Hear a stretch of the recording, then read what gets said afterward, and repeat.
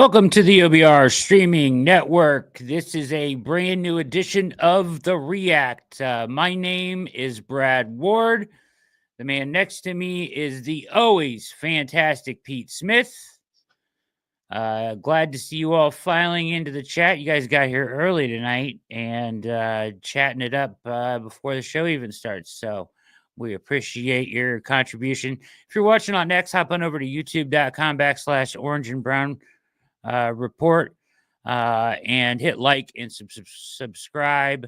The link to the obr.com is in the description below, where we are covering everything wall to wall as we get you ready for free agency and talk post combine. Pete, what you're on mute there? What's going on, brother? What did we learn? First of all, what's going on? And then what did we learn at the combine? Well, what's going on?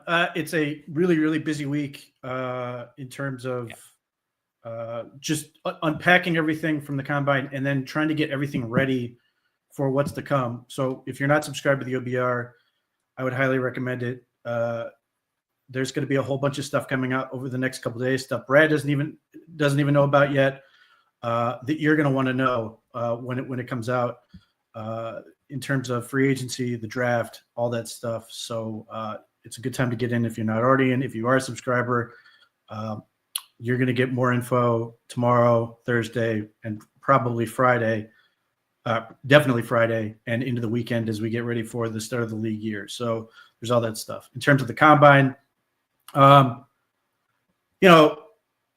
think the conversation to quarterback is largely Cam Ward and everybody else, which is what I've been saying basically the whole time. There are teams that certainly like Shur Sanders.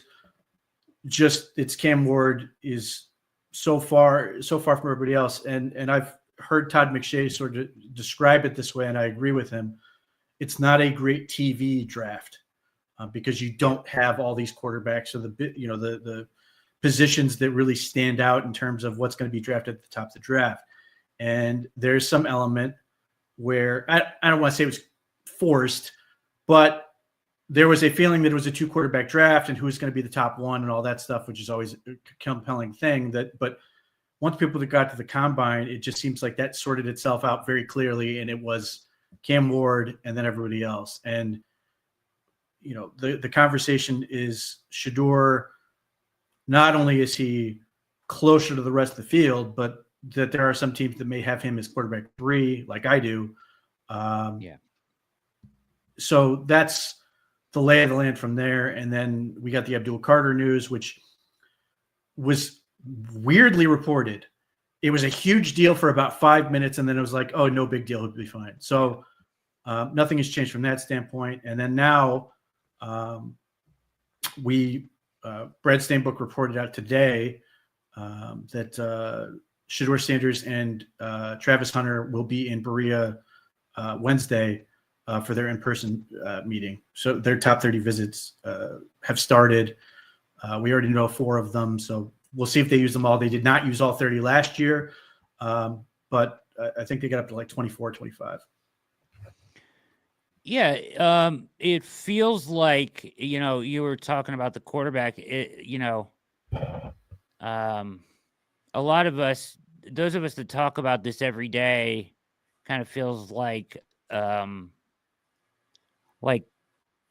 rest of the mainstream has kind of come around on there being that gap between Cam and Shedeur, where like a lot of the mainstream stuff you heard was, the 2-quarterback race. And now all of a sudden you're seeing more talk of the separation there at post combine as a whole. Yeah. I mean, look, you're hearing it. And I think the problem you're running into is, obviously the conversation could be, does Cam Ward go 1? And then if he is going to go 1, is somebody going to trade up for him? And if that's the case and the Browns are not that team, where does that leave them? And there's this theory, well, then the Browns could trade down from 2. And my response to that is who's trading up for something at this point. For 2, yeah. And it's not that like Abdul Carter and Travis Hunter are phenomenal prospects, but like the dynamic you're now talking about is you have to give the Browns enough to be willing to give up what are believed to be the 2 best players in the draft, period. And that is easier said than done. So if teams aren't trading him for a quarterback, and it doesn't sound like they will be, anything, these things could change. If the Jets jump up there and the Giants are still desperate, they may feel compelled to offer the Browns something to get to 2. But more than likely, they just sort of sit and wait if they're in love with Shur Sanders.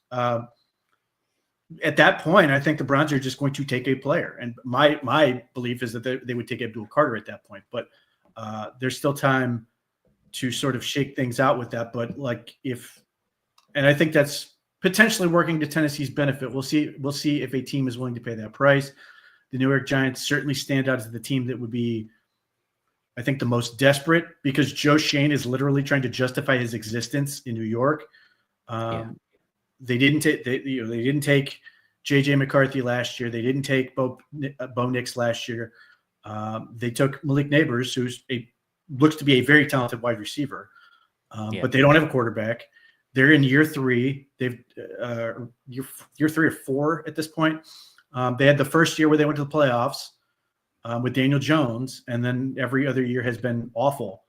And if they don't come out with a quarterback, you're sitting there as the ownership, and you're saying, why did I keep you guys? So I do think there's a little bit of a bigger push for them maybe than there is on the Browns, where, yes, they absolutely need a quarterback, but the Browns can sit there and at least look at 2023 and go, hey, we got to the playoffs with just this cobbled mess of quarterback play. I think they have a little bit more credibility than a team like the Giants does. Or I should say the Giants, but yeah. It's become an interesting and very tough thing, because you have, what we believe teams feel about. We don't know how these teams feel about the quarterbacks, but what we think that the majority of these teams are going to feel about Cam. And you have the Titans at 1. And if they don't want to take a quarterback, certainly I'm sure they can. It feels like they could find a trade partner. How much would the Browns have to give up to get up to 1, you think? Unclear at this point. I think it's a lot. And let's put it this way. Some of the stuff that's going to come out tomorrow for subscribers is going to cover this conversation and why it's going to be tricky and why it could last a while. And it just comes down to the fact that Tennessee doesn't know what it wants to do yet, which makes it a very weird thing, because they are essentially presenting what is a moving target. And that is a difficult dynamic to navigate if you're a team that's trying to potentially trade with them, because you could essentially get to a point where they're like, yeah, we'll take it. And then they come back and go, well, we're not sure now, because maybe we want to take him and we want more. And I think that becomes sort of a really difficult thing to navigate, because you could love Cam Ward, but how far do you really want to go? And I think the other teams trading are going to have to wait this thing out a little bit to get to a point where they know what the price really is. And free agency may shape this. If the Titans sign Sam Darnold in free agency, then I think we know what's going to happen, and then it's going to be sort of an easier deal to make. If Sam Darnold signs with, let's say he re-signs with Minnesota or signs with the Jets, or not the Jets, be somebody else, but he signs with another team that's not the Titans, then the Titans may feel like, well, we probably should take Cam Ward at that point, or we have to get a whole lot to move off. And that's why I think this is sort of a tricky process. Whereas last year, either the last year or the year before, where we had to move from the up basically March 10th. And we were already sort of there. This has the makings of taking a much longer time to sort of get sorted out. It may take until the day of the draft. Last question before we get into our first video. You had mentioned, kind of not sure if a team is even willing to come up to 2 and to take Sanders or to take anybody, right? But if you're the Browns at 2, are you even looking to trade down, or are you convinced that you're just taking Carter or Cam? If it was you, you're If just it's taking me, Cam or Carter. this is my thought process, is I have to get enough to feel good about giving up on what I believe in Yeah, Carter is the best player in the draft, is a phenomenal player. game-changing Yeah, pass rush presence, to move down to 6, where I'm now suddenly picking what are clearly more flawed prospects. Am yeah, I talking myself into what Shamar Stewart can be? Personally, me, no. Hell no. Am I taking a Tech Millen, who I really like, but maybe he's more, a Drake London than he is Mike Evans, which is a good player, but you sort of want, Mike Evans obviously be in the Hall of Fame at some point. Carter has the makings, and you can make the case for Travis Hunter. Some people will. I'm not there, but I see where the talent is. To me, I see Carter, and I see, having evaluated his play, his tape, and then his athleticism. Daniel Jeremiah even went as far as saying that when he does pro day, which I think is entirely for posterity, that he might run a 4.3. He has the markings that lead you to believe he can be Micah Parsons or Von Miller. And if it's me, I'm taking those guys. Like, I know there are people who love Mason Graham. Personally, I'm terrified at the fact he showed up 296 pounds at the combine. I would like to know. short arms too. He also has short arms. He listed at 320. So what did he really play at? And if he did play at 320, then clearly he's trying to manipulate his body for the sake of athletic testing, which raises its own questions. But right this second, coming out of the combine, he's smaller than TJ Sanders. And I'd rather just take TJ Sanders potentially at 33 than Mason Graham at 6. And I love Mason Graham's game. It's just now I'm pricing in these other things. I thought I was getting like a 300, let's say, even if it's 315, as opposed to 295, which doesn't mean he can't be a great player. But like, the conversation coming out with him is, well, he's not going to be Quinnen Williams. And I could get past that in a lot of ways because he was bigger. I could play him at a 1. I could play him at a 2 high. I could play him at a 3. Maybe he can still do all those things. But now he's literally smaller than Quinnen Williams and not quite as athletic. So I feel like he is a very good player that I'm taking in the top 10 as opposed to a great player. You run into a lot of this. Either you're projecting the greatness that isn't there yet, or you're taking the super solid and hopefully the picks have to then be enough to sort of make up for it. So to me, you'd have to bowl me over with the deal. And as we've talked, I like Cam Ward. I love Abdul Carter. I absolutely adore what he does in terms of his game, the way he plays the game, his attitude, his mindset. Like, he checks all those boxes. I've talked about this before. I would happily watch him break down just his pursuit. He gives, and I thought when Minkah Fitzpatrick came out of Alabama, I had the same feeling with him. He plays in a way where he covers so much ground that coming out of Alabama, it felt like the defense had 12 guys on the field, because a lot of the time you have to beat Carter twice. You have to beat him as an edge, and then because he's also pursued back, and now he's a linebacker. So to me, that type of player, adding into what they have with Myles Garrett and Isaiah McGuire and Mike Hall and Juwan Briggs, like the Browns would at that point potentially have the best pass rush arguably in the NFL if they can make it all work. And then a team that has been around since 1946 would easily have the best pass rush it's ever had, far and away, like not even close to anything this team's ever had. Very interesting. Have you ran into anybody that has had a knock on Carter? I wish I could say who it was.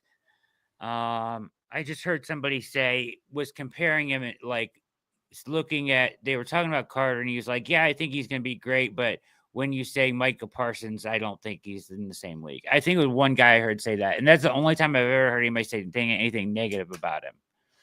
Yeah, so people are going to knock him for being what they believe is undersized. I think people are sort of misunderstanding where the NFL is now as opposed to where it used to be. And there might be a reckoning sort of going on right now in terms of that. Here's what I would say on that front. The quarterback position is not getting less athletic. It's getting more athletic every year. Jalen Milroe is going to enter the league. Guys are just going to keep getting faster and faster and better at that position. Every time Tom Brady or Tom Brady type quarterback, like when Kirk Cousins retires, somebody's going to come in who's much more athletic. So you've got to have guys who are capable of making that type of or containing that type. The Browns play Lamar Jackson twice per year. Joe Burrow is not an elite athlete, but he's problematic with his legs. The Steelers seem to be leaning towards Justin Fields. But just looking around the AFC, Josh Allen, Justin Herbert, all these quarterbacks that you're going to see on every year, Drake May is not a bad Drake May has got some athleticism. You have to have somebody that can track these guys down, like old school base ends that, and I would point to the Buffalo Bills. I see this every year in the playoffs where they get to a point where you're sitting there going, they have no one who's fast enough to track down Patrick Mahomes or whoever it is. And you're sitting there going, why do they not have this speed? Myles Garrett obviously has that. JOK has obviously brought that element to the Browns. Abdul Carter has that and then some. So that's part of it. Like that size component is mitigated by the fact he's that athletic. The thing that's going to knock Abdul Carter, at least I'm confident of this, is he's going to come in with short arms, probably 31 and change. However, I've sort of factored that in because Chop Robinson had the same problem coming out of Penn State last year. And that when I wrote an article on sort of looking at Abdul Carter, I used Chop Robinson as the sort of framework because Chop Robinson is literally playing the same position that Abdul Carter played at Penn State the year before. And then looking at him playing with the Dolphins and seeing how they used him. And it's very easy to see how the Browns could pop in Abdul Carter and be very, very happy with the results. Even with his short arms, Chop Robinson had like 8 sacks and all kinds of pressure and caused all kinds of problems, was in the discussion for Defensive Rookie of the Year. Micah Parsons, 31.5-inch arms. These are things that are already there. Micah Parsons, similar size in terms of the weight. The comparison to say that Micah Parsons is so much better than Abdul Carter is crap. And here's why. Micah Parsons played 2 years of phenomenal football as an off-ball linebacker at Penn State. His last year was the pandemic. He did not play. He waited, he worked out, did all the stuff, and then he went into the draft. He went 12th. There were some character questions and some other things, but there was also a literal question of, what do we do with him? And when the Dallas Cowboys initially got him, they made him an off-ball linebacker. Then they eventually said, screw it, we're putting him on the edge. Had he come back and Penn State put him on the edge like they did with Carter, maybe this is the same conversation. But Abdul Carter did what Mike Parsons did for 2 seasons. He was the off-ball linebacker. Then he comes in and plays edge. And he's the best edge in the country. You have the game tape to say that. It's not theoretical. You can say he was literally the best. So unless there's something different in terms of like, unless Abdul Carter is just not the athlete that Micah Parsons is possible, then it's very difficult for me to say that Abdul Carter isn't a better prospect simply because he's done it already, as opposed to Micah Parsons, who legitimately was figuring it out as he went with the Dallas Cowboys. Carter's still learning. Parsons was still learning. So if you want to say that you think Parsons was a better player, better prospect, that's fine. We can have that argument. I think if I off the top of my head, I think Parsons came out in the 230 range. I think he was like 237 or something like that, and ran a 4.3 and everything else because he was a linebacker. He wasn't. He wasn't an edge rusher. Where Abdul Carter was legitimately getting bigger to be an edge rusher. So that's where I ultimately get to this thing where it's like you can make the comparison and say, look, there's no guarantees. Abdul Carter could get hit by a bus tomorrow and never play it down. And this, if it's the Browns, chances are it'd be the second he signs his contract. But if you're looking at it for what he can do and what he has shown, just on the metrics and everything else, you can easily see why you get to the potential range of outcomes that Micah Parsons and Von Miller are on that range of outcomes. And you have Myles Garrett, you have Isaiah McGuire, who's the most underrated commodity on the Browns right now. I think he's a terrific player who may only get better. But that's not going to stop me from continuing to add more elite pass rush. The Philadelphia Eagles just showed you why. Philadelphia Eagles, who are set to lose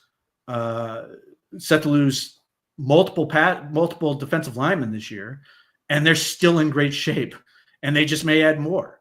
So it's a rare opportunity for the Browns to get what could be the most. They would have easily the most talented set of edge rushers in the NFL by far. Yeah. No doubt. I wasn't pushing back on that. I was just giving you somebody that had. I was trying to think of anybody that had said anything negative about him, and I heard one person say that, and so I just thought it was worth. No, it comes up that's far less ridiculous than the people who are trying to make him into Barkevious Mingo, who's nothing like Abdul Carter. I mean, even when he had the injured shoulder, he was the best player on the field in the college football playoff. The foot thing, it becomes the stress reaction with his foot becomes a concern if, they ultimately come back and say, no, it's not healing the way we want it to. And now we are going to go ahead and get surgery.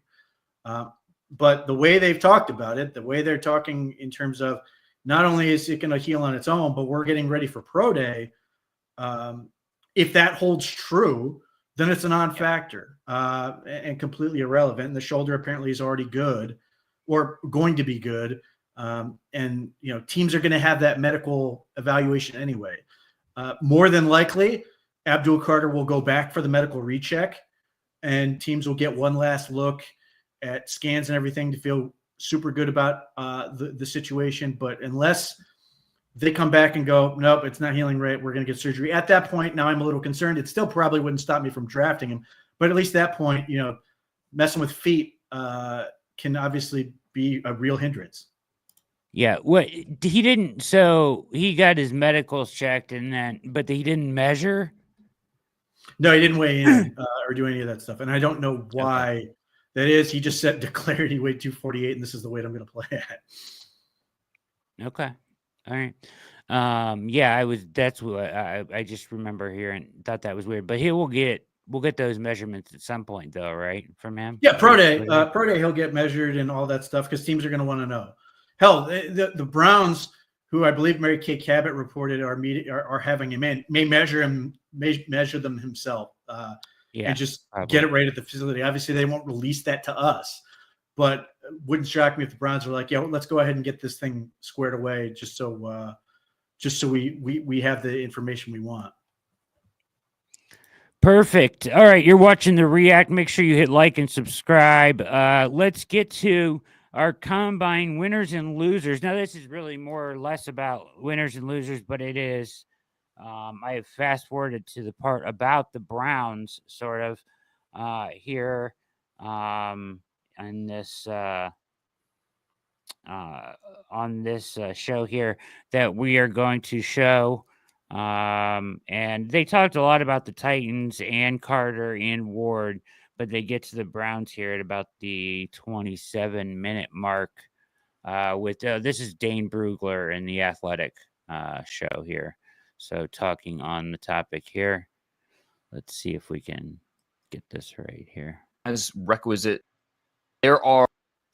Hold on there. Still, the way he moves, the arm, it's not the top tier traits. And so the question with Shedeur has always been, can he lift a franchise? We think he could probably start in the league. He has requisite traits in terms of accuracy, the way he sees the field. He can manage an offense, but can he lift a franchise? And ideally, when you're talking about drafting a quarterback, top 5, top 10, you want a guy that can really help everybody around you. And it's tough to get there with Shedeur right now. The Browns at 2. You live in Cleveland. You spent a lot of time thinking about this team. What is your sense of which direction the Browns might go? Obviously dependent on which direction the Titans might go. We know they want a quarterback, right? I mean, that they absolutely want a quarterback. It's just a matter of what's the best option that they see. I wouldn't be surprised if they got in on the Cam Ward. talks in terms of moving up one spot to get him. This is an organization that had, I think, a lot of goodwill with the fan base, and then Deshaun Watson happened, and all that goodwill Zero. went away, to the point where season ticket holders are saying, nope, no thanks, I want my money. There is a lot of uproar with the fan base, and I mean, Browns fans are so loyal that it's there will always be fans clamoring for this team to get better. But does the ownership feel like, okay, we need to make another move, we need to make another splash, and drafting a quarterback in the 3rd round is just not going to do it?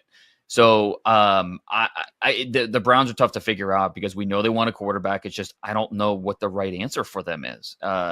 Drafting Shur too is, to me, not the right answer. There's stopgap options, and then you take a Travis Hunter or an Abdul Carter. You think about Myles Garrett and Abdul Carter, those 2 edge rushers. I mean, that's something that you can at least get fans excited about. But it's still not going to be a quarterback. And I mean, the Myles Garrett situation, that's something we could talk about too. But that's something that's tough to figure out. Talking to people in Indianapolis, some people say absolutely they have to trade her. They have to. There's no doubt. Other people say, well, they can't. They won't get enough in terms of the compensation and just the contract and the money part of it. It's not going to work. So you really have a divide throughout the league about what people think will happen with the. Personally, I think that divide is people who actually know what they're talking about and people who don't. Just going to throw that out there. Myles Garrett situation, and I don't think that what happens with Myles Garrett shouldn't affect who you draft it to or your overall quarterback decision. But it's just an interesting part of this Browns offseason that feels more like a mess than ideally you want from a team that still has talent on the roster. Well, let's handle these individually. Let's talk about Myles Garrett first. We hit this a little bit last Friday when I talked to Dan Graziano. Here is my sense of the situation with Myles Garrett. The Browns are going to give themselves every opportunity to sort this out. They are going to give themselves every opportunity to mend the fence with Myles Garrett and have this work out by the end of next season or the beginning of next season. I think that involves waiting to see if he will actually take this to distance and just not show up for training camp. He's not a part of their offseason program typically anyway, for the most part, until the mandatory stuff starts. If he walks into the building on Labor Day weekend, I think that's okay for the Browns. So I feel like their incentive. Do you agree with that? That's an interesting statement. And I think I hadn't thought of phrasing it like that, but Labor Day weekend, it was a week before week 1 typically. Mm-hmm. If he walks in a week before week 1 and is going to play at that point, do you call that a win? Yes. Here's the thing. Does Myles Garrett want to be viewed as a leader? If he does, then that's not going to work. But the thing my date for when this starts to be very uncomfortable for Myles Garrett is the second the NBA playoffs start. I continue to believe that Myles Garrett, in what many believe is the Cleveland Cavaliers' opportunity to go get a championship, he's going to want to be there courtside, all these games at home court. And it's going to be really awkward if suddenly fans are potentially booing him or at least not excited to see him. Are they going to put him on the Jumbotron? Probably not. Is he going to want to go sit in the suite instead of being courtside? Probably not. I think that is when he's going to start feeling the pressure. He's in Cleveland at that point.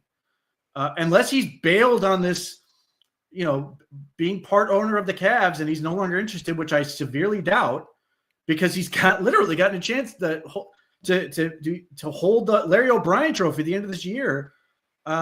I think that's going to be an incredibly pressure-packed situation for him. And I think at some point he's going to just be like, I'm not interested in doing this anymore. I want to sign my contract. And he may time it this way, where it's this huge celebration where Myles Garrett signs, he gets to be the big hero, and then the Cavs go and hopefully, go for the title. That to me is where this thing's going to get really interesting. We'll see if I'm right. I could be dead wrong, but it's very difficult for me to believe that Myles Garrett's not going to want to be there for a whole lot of home games during the playoffs when this team is really good and, again, has a chance to win a trophy. I don't think he's going to want to miss that, and I think that's going to be a really awkward situation to be sitting there going, hey, man, let's go Cavs. By the way, I want the hell away from the Cleveland Browns. Yeah. Very, very uncomfortable. And it will be, it'll be telling. It certainly is one of the dates to monitor for sure and to see how he handles that. Will be telling, like, if he does just sit up in his suite away from everything, that tells you something, right? So and he'll be the story. He will be a story during the entire NBA playoff. So I don't know who the projected, bottom seeds are at this point, the playing games. But let's say the Cavs are, boat racing, Milwaukee in the first round of the playoffs, which would be interesting because obviously Jimmy Haslam's part owner there. But let's say they're going to a quick sweep. Yeah, there's going to be people who are going to be talking about, oh, man, this is great and all this. But, like, if they are just easily dispatching the first team and it's, getting ready for the second round and Myles Garrett is, like, tucked away in a suite, you don't think that's going to be a conversation every single day for talk radio? Like, that's all kinds of content for you. So he's not going to want to be the center of attention for the wrong reasons, I wouldn't think, because it's not going to be positive for him. It's going to be, why are you here and all these other things? Why do you want to, it's just an uncomfortable conversation for him. And it, you get back to the whole being associated with LeBron thing. And it just, the thing I always come back to, there are so many people who are willing to be mad at the Browns for a lot of things. But the bottom line is, unless they're willing to give up their fandom, the Browns aren't going anywhere. Players will. And ultimately, the player's only going to last so long, and you're going to move on you're ultimately going to stick with your team. And as much as you may want to, like, be totally on the side of Myles Garrett in this case, you want your team to win. And if you get to a point where you feel like he's actively screwing you, you're going to take your team's side on it, and ultimately he's going to end up the bad guy and a pariah. That's why I think at some point he's going to decide, look, this sucks. I want to be a hero, and he's going to get that. And Browns fans are going to treat him like a hero if he signs that extension, especially if it's like ahead of the Cavs playoffs and everything, and it's going to be all things going great in Cleveland. And if they have a successful, they get a quarterback people are at least mildly interested in, who's not named Deshaun Watson. If they get Abdul Carter or Cam Ward or something, and then Myles Garrett comes back, I think people are gonna be like, all right, I'm excited about this again. I just think the incentives are there for Myles Garrett to sort of be the ultimate Cleveland guy, even though he plainly hasn't been for this process. Yeah. It'd be interesting to see how he handles it for sure. To take this all the way to that point, because like you said, they're just not going to get enough for him to justify moving off of him. In this league, you are one draft away from potentially being competitive. If they do get Cam Ward and they do hit, this is the first time they've had a full arsenal of draft picks in what feels like a very long time. If they do go on a little bit of a run here, and you have Denzel Ward, you have Myles Garrett, you have Jerry Jeudy now, you have some other pieces on defense. In their minds, I think their best path to competing in 2027 involves Myles Garrett. It doesn't involve the two back half of the first round picks you're going to get for Myles Garrett. So I think on multiple, and it's also beyond that, just the optics of it. Moving off of Myles Garrett, that is an incredibly tough sell to your fan base, to the rest of the locker room, etc. So I think they'll give themselves every chance for this to sort itself out. The Abdul Carter part of this, you and I haven't talked about this at all after the news about his foot came out. Is this going to affect anything? Do we expect him to still get drafted in the same range? What have you heard about this in the last few days? So it's tough to talk about because I'm not a doctor, we don't know. You might be at this point. If you wanted to go take the MCATs, I think you might be able to do okay considering how much time you spent thinking about this stuff. You're not lying. But okay, think about like a 40-yard dash. We can dissect that to death, right? But with something like this, like with a medical situation, especially one like this where it's a foot and a stress reaction that could potentially lead to more. Like right now, I think his camp is very optimistic. Just talking to them, they, no surgeries needed. The doctors gave us quote unquote great news. So they're very optimistic. But we were talking about drafting a player top 2, top 3. Is there some concern about will that lead to more issues with the foot? That is something that teams are talking about. I can't say definitively that yes, it will affect where he's drafted, or no, it won't. But I do know that it's not a simple hand wave like, oh, he'll be fine. From teams, it's something that we will be talking about between now and his pro day, when he's expected to be a full participant. So it's just another, if we wanted more something else to cloud the top of this draft, we got it with this Abdul Carter injury. The thing that this reminds me of, and you can correct me if I'm wrong about this, because you obviously know way more about the history of this stuff than I do. It reminds me a little bit of like Julio in 2011, where he had the foot injury. He ended up running at the combine, but he had a foot problem coming in, and it didn't seem to matter. He was still the 6th overall pick. The Falcons still gave away an unconscionable amount of draft capital trade up for Julio. Like, sometimes when these guys are different, I think teams are probably willing to talk themselves into the risk associated with something like this.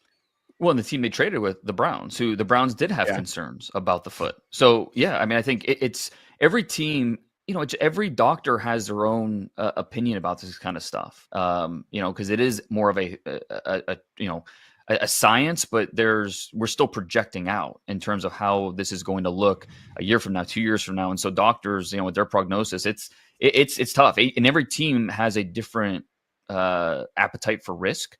And so other teams who, especially teams that might be closer, like that Atlanta team felt like they were closer to competing. If you add a Julio Jones in that offense, the teams at the top of the draft might not feel that way, where they feel like, okay, we add this pass rusher and we are competing for the division tomorrow. So they might be a little more weary of adding a guy like that. So I think the appetite for risk is really interesting, talking to team when it comes to injuries. Some are more than happy to bet on guys like that. Others are going to stay away. So that's just another, another detail to add to the top of this draft. And hitting the Browns quarterback question, I think I'm with you in that they need a quarterback. They want a quarterback. I think at the end of this process, it's a May 1st and the draft is over, I think the Browns will have a veteran quarterback that they've added to the roster and a rookie quarterback that they've added to the roster. Where those two players come from and how much of the 2025 plan is taken up by those two players. If it's Kirk Cousins and Tyler Shuck, I think we see a lot of Kirk Cousins this season. If it's Kirk Cousins and Cam Ward, that conversation changes a little bit. But I think at the end of the day, we will see a quarterback from both of those buckets end up on the Cleveland Browns. It just depends on where they come from. If Ward is available at 2, or they can get up to 1 for the right price, I expect Cam Ward to be the quarterback or a quarterback for the Cleveland Browns next season. Right. It just depends on what happens around them, whether the Giants are more aggressive or if the Titans just say, you know what, we're good. We're going to take him. We're not going to throw any more uncertainty. Is there any world that you can see, Pete, where... I can't see really, at least at this point in the process, is there any world where you can see the Browns staring Carter and Ward in the face at 2? Unlikely. No, I think ultimately the Titans would be able to finesse the Browns for something to flip. Something. And the only way that changes is if they, like I said, if they go out and sign Sam Darnold, then I think then they lose all their leverage and they can say we're taking Abdul Carter, or we're trading or whatever. If they end up sort of getting a Kirk Cousins level veteran, then they can sort of play this out and go right up to the clock and basically say, listen, you're either going to give us what we want and we're going to get Abdul Carter and something, or we're just going to take Cam Ward or potentially trade to somebody else. It's just difficult. They have the leverage from that standpoint. They control the draft. So I think they would get something.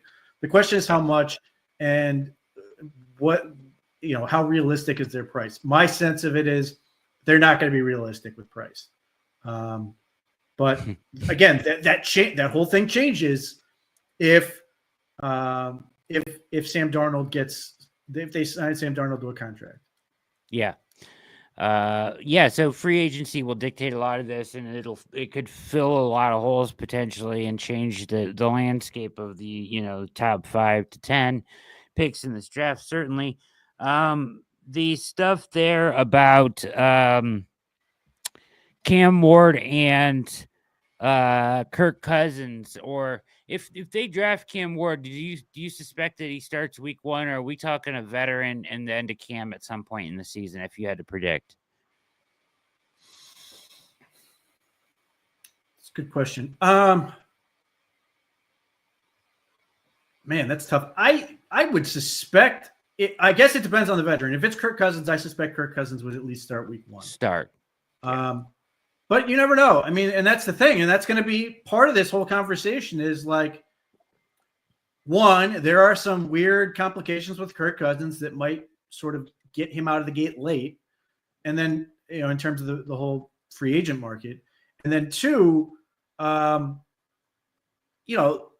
these quarterbacks may sit there and go, I don't want to be, a guy who's going to essentially be a stopgap that just immediately get replaced by a rookie. And what are those conversations going to be like? And now ultimately that leverage only goes so far because there aren't that many jobs. And at some point, opportunity and money are going to win out in those conversations. But at least initially, those quarterbacks might be sitting there going, I want a real starting job or more certainty than maybe I'm going to get from a team like the Browns if they are indeed, fully sold on Cam Ward.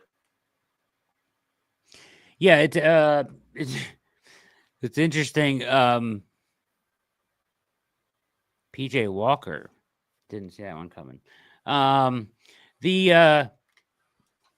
The thought that potentially they could follow, like you talk about Cousins, that they could follow the Atlanta model is kind of funny, right? Like the idea that Cousins could end up in the same exact situation. So interesting. Let's pull this one down. Good stuff there from Brugler. And what's the guy's name with him? Do you know his name? Oh, I could have told you if you didn't ask me. God, I don't know his name.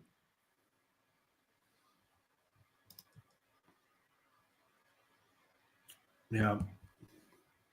Anyways, he was good though in that video for sure. It was he's from The Athletic. Yeah. I will find out. Here's a little bit more on Tennessee and the situation at the top of the draft with our guy. We like to go to him a lot here. Robert Mays, who is the host of that. Oh, thank you. Chris Sims on Unbuttoned here. Word out there that the Tennessee Titans are drawing interest for the number 1 overall pick, and those reports are coming from inside the Tennessee Titans building, potentially.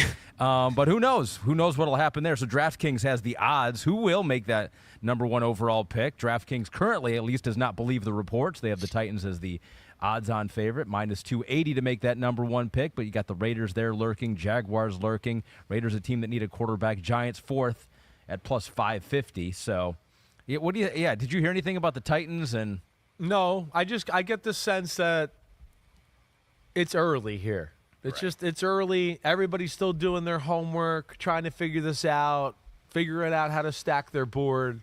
I would think that option's on the floor or on the table for the Titans. Definitely. Could be on the floor, too. It could be on the floor, too. Exactly right. But, I mean, this could be a thing where, hey, one of these teams wants to make sure they get an Abdul Carter or somebody else high in the draft. They want to secure that. Yeah. They can get extra picks to build their football team. They might be able to deem the value of the 2 quarterbacks and trade to a certain spot and go, yeah, we think one of these 2 will still be here at 7 or 8 or something of that, right? Yeah. Right, to where then they could go, wait, we could pick him there and then have maybe another first-round pick and another second-round pick in this draft, right? Those are the type of things that they got to figure out.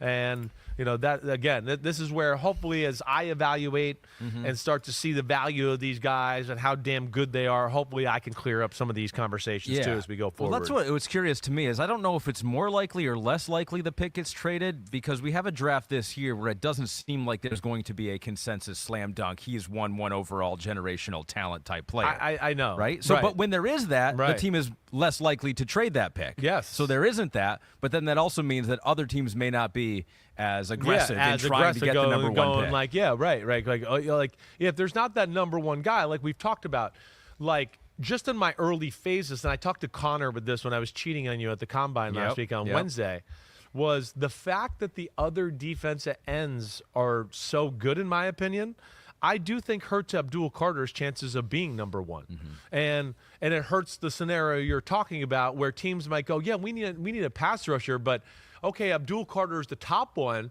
but James Pierce, Shamar Stewart, and the kid from Marshall, we have a grade that's like just a tick below them, right? To where it's like, yeah, he's got a 7.0 and they got a 6.98, right? Okay, so do you agree with that? That there is some depth at that position in this draft for sure.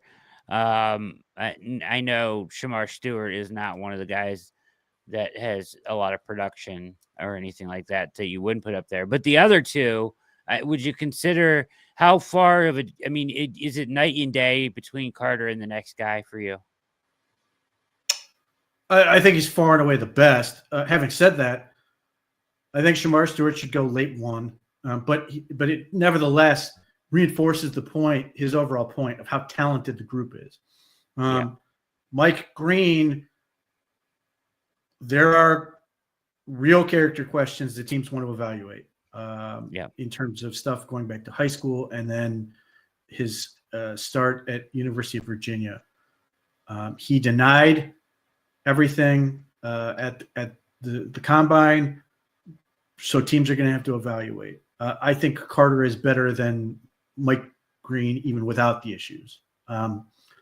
But those issues are there. You have to check those out. Donovan Ezraku to me is phenomenal. It seems like that thing is sort of correcting itself. He was my fallback option. I was hoping that somehow if the Browns got Cam Ward that they could get Ezraku at 33. That dream seems to be dead. Terrific player. You've got Jalen Walker, who really just depends on what teams think he is. He mentioned Pierce. James Pierce, forgot his shirt at the Combine. I think his athletic profile tells the story of what he is. He's super fast. He's not very powerful, and you see it on tape. And he has trouble getting off blocks, but he's very athletic. Nick Scorton to me is extremely talented, but we're able to rattle off, and I'm sure I'm forgetting somebody. All these names. So Abdul Carter is far and away the best of this group. But do you want to pay the price to go up to get Abdul Carter, or do you want to take one of those other guys and then keep everything else to use elsewhere? That is ultimately why I agree with his point and made it myself. Chris Sims ripping me off in what I wrote. But I do think that's an issue. There's just that much talent where teams are going to be like, Abdul Carter is the best player in the draft, but we are willing to wait it out and take a guy we really like at edge rusher and then get two or three other players or whatever, however you break that down, that it's not worth it. I mean, I think, the sort of unicorn situation, this would be Travis Hunter. Now, the problem with Travis Hunter is history is against him. Wide receivers don't, almost never go two. Even DBs, like you got to go, what is it? The Lions, when they took Okudah 3, is that like the highest last guy that high? And it's not 2. So at that point, you are then talking yourself into the dream of all the other things he can do. You're then having to make him into this two-way player that can do all of these things and then some. I'm not willing to go there. And I think teams have to be really realistic with that. It doesn't mean I don't think he can contribute. I've laid out my thought on that, and given the fact that the Browns are having him for his visit, I'm curious if they're laying out a vision for what they think that looks like. If they're using my idea of wide receiver full time, and then you're in a case, we're just going to make you a position and a defensive package, and just say you're basically a safety, and just go find the ball on obvious passing situations. Is that going to be appealing to him, or is he going to turn around and be like, yeah, I'm not feeling it? And one would hope that that like he's honest with the feedback. Like, you want to have him say, look, man, I'm either genuinely really into this or I'm not. And like, have that information of that you don't take Travis Hunter and then go, hey, we want to do this thing. He's like, I don't want to do this. Like that should be a conversation that's sort of laid out. And no doubt. Yeah. And get a good feel for it. Because if Travis Hunter's like, this is not of interest to me, then hopefully the Browns are like, we're not going to do this. Right. And sort of, move on to whatever else they want to do. Yeah, I think that I'll continue. I've been on the same thing with Travis Hunter. I think that you have to be, when you draft him, you have to be comfortable drafting him as a one-way player. And then anything else you get from him is a bonus. I don't think you can draft him counting on him filling two positions, right? Like, I think you have to be like, okay, if he just ends up as a receiver, or if that's what we're drafting him as, or he just ends up as a corner, if that's what we're drafting him as, we have to be comfortable with taking him as just that, and anything else that we get from him on the other side of the ball is a bonus. Because to me, that's a huge question mark in the NFL. So let's say they draft him, and a team drafts him, and they have all these aspirations for what he can be, and he pulls his hamstring in training camp, and he's out for 4 weeks. Like, yeah, it's devastating in terms of the amount of time you lose. He can certainly try to do the mental stuff, but you've got to figure out that part of it in terms of what meetings is he going to be in and all of those things. And maybe he's brilliant. Maybe he's a savant in terms of that element. But like an injury, if you are legitimately trying to play this guy on both sides of the ball, an injury kills you on two fronts. So that's where I sit there and go, to your point, I think you do have to say, hey, you're a wide receiver, and then we're going to try to have you add in some other things. But you've got to be a great wide receiver first and foremost, and then we'll figure it out. Because again, if any number of, like, a hamstring, which comes up all the time for these guys, potentially in training camp or OTAs or whatever, and you're on the shelf for, a month or whatever, and you can't really do what you need to do, like, that is devastating for any rookie, but certainly one where you're sitting there going, we're going to have him do all these things. He's going to play 80 plays, 100 plays a game for us. And I don't think that's realistic. That's wild. Yeah.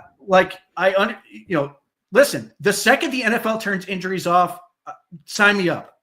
But human frailty is a problem that we have to deal with. And that is where I sit there and worry about, because I love Hunter as a wide receiver, particularly as a wide receiver. I think he's better at it. Me too. And I've listened to the argument from Mike Renner talking about, like, he watched games where he thought, like, Travis Hunter was playing like at 80% on offense because he'd take plays off to sort of rest. And that, like, if you got 100% of him on that side of the ball, like, he'd be even better. And I agree with you. How good he could have been. Yeah. I worry. And it's not a shot at Travis Hunter, but, like, you can be 80% on both sides of the ball at Colorado. You can't be 80% on both sides of the ball when you're going against the Baltimore Ravens. You're going to get hurt. Yeah. You've got to be 100%, or the injury part that's certainly part of it. You're just going to get beat. You're just going to lose at that point. You've got guys who are going 100%, and you can't go that part late in the game. Like, you're going to lose. We need a play. We got to have it. Or they're coming at you. So I think history's against him. Maybe the Giants are willing to make that play at 3. But to me, it's not even a question. I'm taking Abdul Carter, and I'm happy with it because I know exactly what I want him to do. I think Travis Hunter's phenomenal as a receiver talent, but I'd rather take the edge rusher in no small part because edge rusher who gets you 10-plus sacks is always valuable. Wide receiver has to be in the top category to be truly warrant that pick. And that's an incredibly difficult standard to hold them to. Agreed. 100%. You're watching the React. We're up to an hour mark here as hang with us. We got plenty more to come on tonight's show. That's Pete Smith. My name's Brad Ward. Make sure you hit like and subscribe and hang around for Garage Beers at 9. So they'll be on after us. This next clip is from 92.3 The Fan today. And they had Florio on with them. And Florio was talking about the quarterback free agent market, which is something, of course, we are very interested in at this point. So let's take a listen here. Dynamic. Starting caliber quarterbacks used to not become available. I think teams are more willing to say, okay, the guy we had is good, but he's not good enough. We think we can find better. And so you've got this carousel every year of veterans now.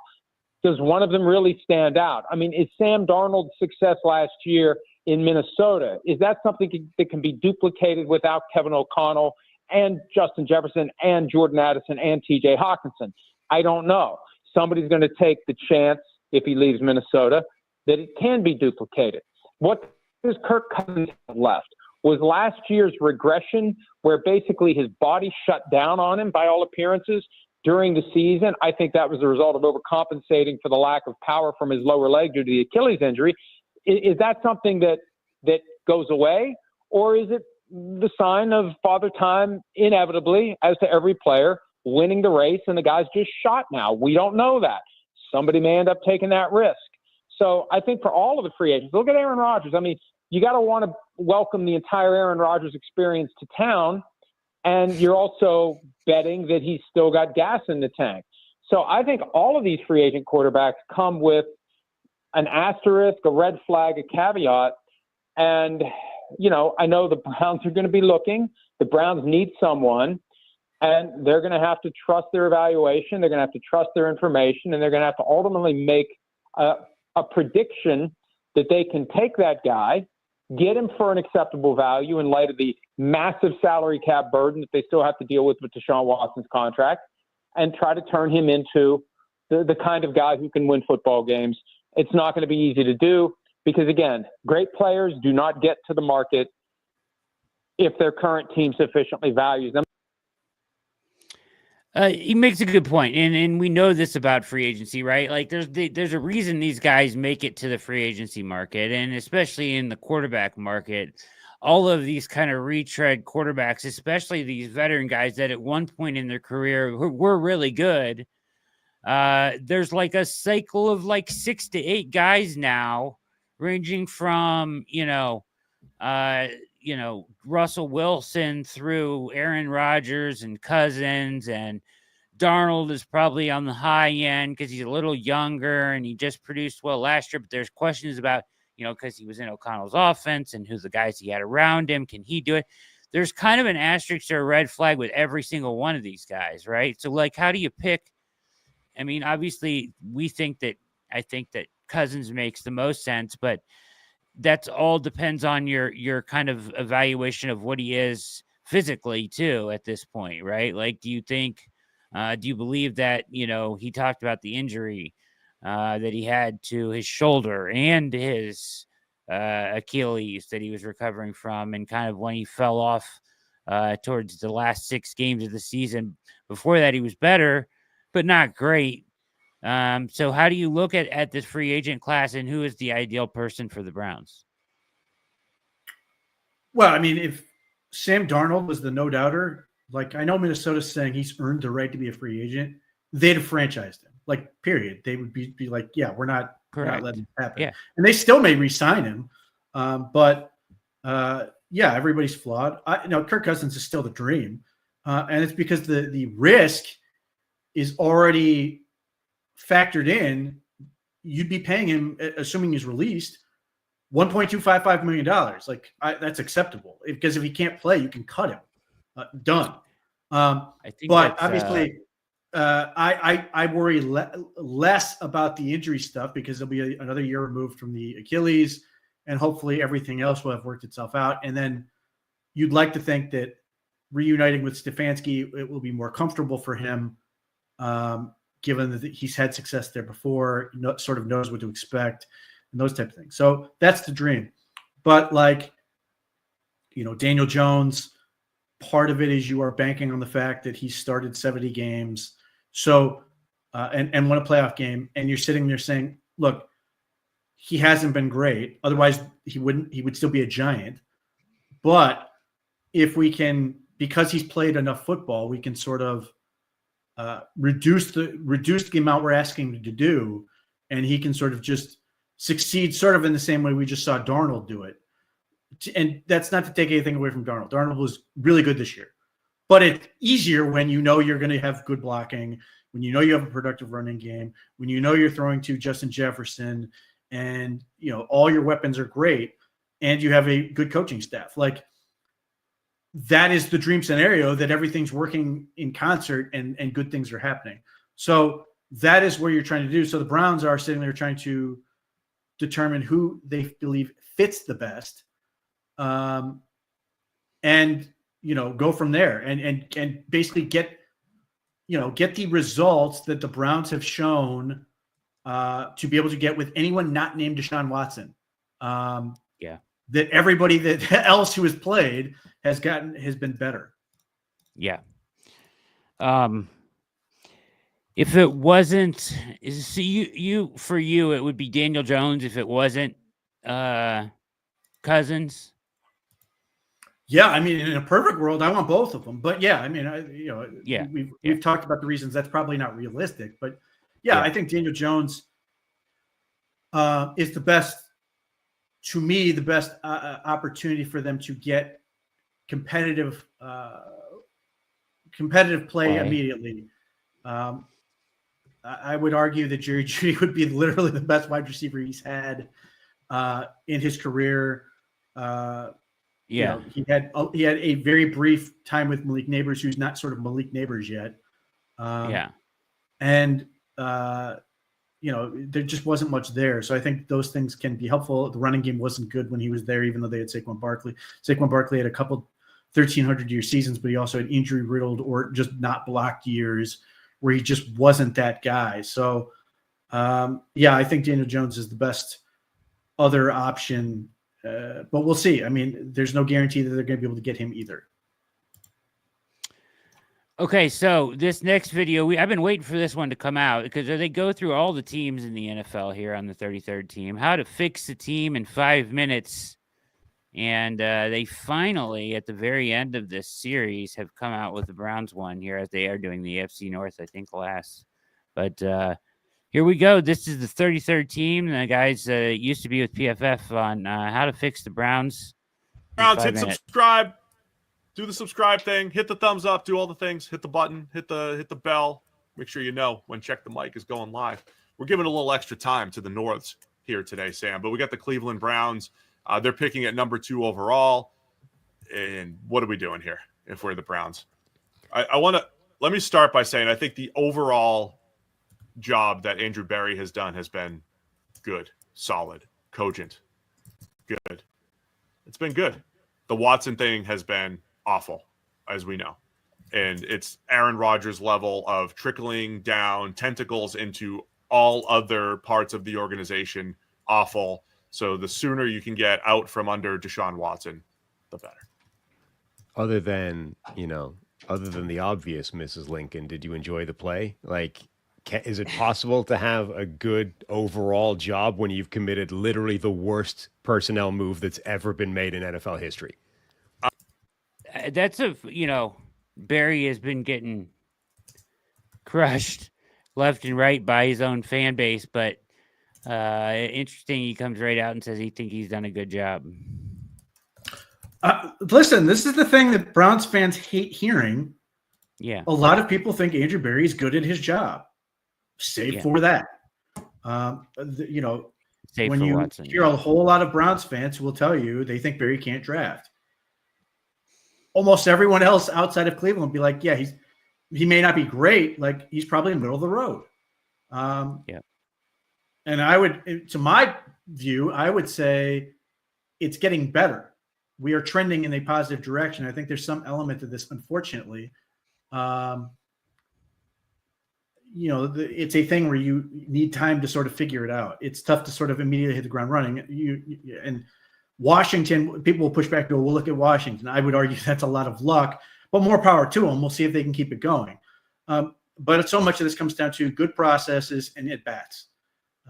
I've always I like using baseball as a metaphor in terms of hitting. Your goal with the draft is to hit the ball hard as many times as you can. Some of those may go right at fielders and be outs, but ultimately that is a good process. Hitting the ball hard is eventually going to work out. We're hopefully starting to see that. Isaiah McGuire has the potential to be a home run. He's absolutely crushed it as a year 2 player. Juwan Briggs, has a lot to prove. But in a month as a 7th round pick, looked pretty damn good at the end of the year. There are, DeJuan Jones, you're sitting there going, I really wish he hasn't had 3 surgeries already, but he's capable of being an NFL starting tackle in the 4th round. Like, that's what you want. Cedric Tillman, unfortunately, is a product of missed so much time due to injury, but looked really damn good for a stretch there. So, I think it's one of those things where it's got to play out. But to hit to the point he's making, like, it's really hard to overcome the worst trade in NFL history. And I've said all along, if Jimmy Haslam was to say, should I fire these guys? And he could literally just go, based on this, I'm going to do it. But he hasn't. So at some point you're like, I got to evaluate everything else. And by and large, they're pretty good. Could it be better? Sure. Hopefully it's going to get better. But it all comes down to Deshaun Watson. But there's so many players that they've gotten right that people don't want to give them credit for. Like, Grant Delpit is a terrific safety picked in the 2nd round. And it's like, well, you don't get any credit for that. Well, JOK was on his way to an all-pro season, and now we're going to see what happens with him. But, they crushed the pick. And especially when considering the other players that they had in mind at that pick, it really looks good. So people will always point out the misses and always I think by and large, most people think the guy they have running the draft is bad at it. Everybody else's GM is better. But I think by and large, Andrew Berry's pretty good. Yeah.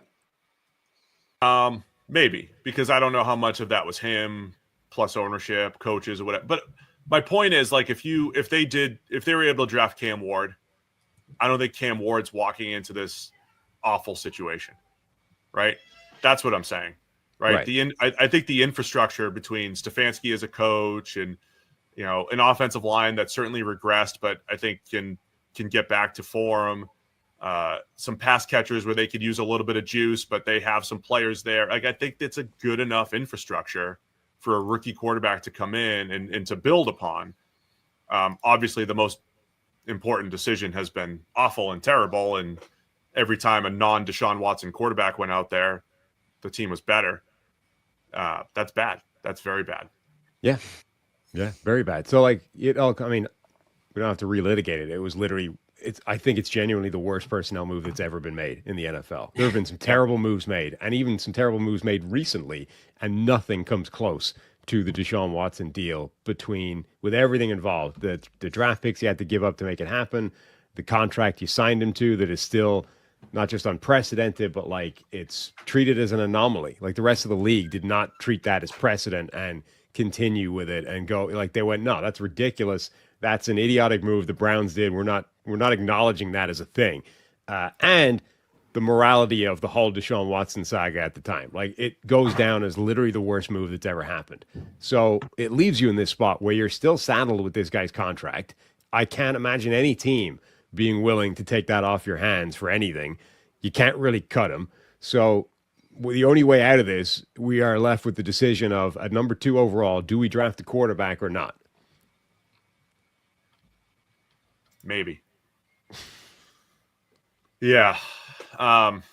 They need a quarterback. And does that, the other question is, does that become more likely if Tennessee passes at 1? I think it does. I mean, I think obviously we say this all the time, even though the consensus feels like there's 2 quarterbacks, Cam Ward and Shur Sanders, doesn't mean that like, in the Browns building, it could be Cam Ward or bust.